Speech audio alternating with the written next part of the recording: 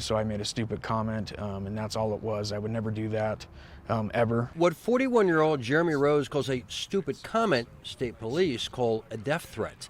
Here's just some of what Rose said he would do to Governor Jared Polis, according to an arrest affidavit obtained by the Problem Solvers. I'm sick of you, being mean to homeless people. I'm just done with it. So, I'm going to go down there and I'm going to expletive fire a whole bunch of rounds right on your expletive head, right on your expletive house. And then you'll see, then you'll understand, maybe. And this. So when I come down there, just be ready for me to fire a bunch of expletive shots right through your expletive head, because that's what I'm going to do. Yes. I didn't mean to say that. It was out of frustration. I felt very bad afterwards. I did not mean to say that. Jeremy Rose admits he left the voicemails on the governor's front desk line. Upset, he says, because he was told he no longer qualified for emergency food stamps.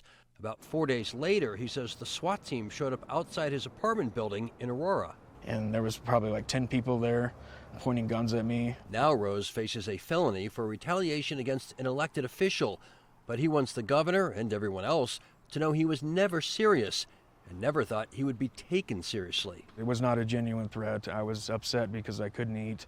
I had to wait a month to a month and a half to maybe get food stamps. I have been the target of many death threats over many years. David Lane is a civil rights attorney and criminal defense lawyer who knows plenty about death threats, the First Amendment, and when the former violates the latter. The U.S. Supreme Court, in a case called Counterman versus Colorado, just recently, this term, said that the Colorado statute involving this kind of behavior is unconstitutional. Meaning convicting Jeremy Rose for the death threats he admits making against the governor could actually be protected free speech if, big if, Jeremy Rose can convince a jury he didn't think the governor would take his threats seriously.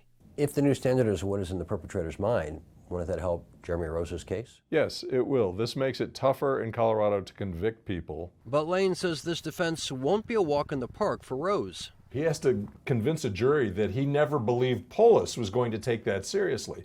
It's like when you look at your kids and say, "You didn't clean your room again, I'm going to kill you." I really am, sorry. I didn't know that it was going to cause a huge problem, especially after it was almost, 3, 4, or 5 days old. Jeremy, you said, I didn't realize it was going to cause a huge problem, but was that kind of naive of you? It probably was. Being naive might be Rose's best defense, though even staunch free speech defender David Lane says it might not be a winning defense. Mr. Rose, you really think, you threatened to come down to the governor's office and pump him full of lead, that the governor's not going to take that seriously? That's what you're telling this jury, Mr. Rose, that you never thought Polis was going to take that seriously? Come on.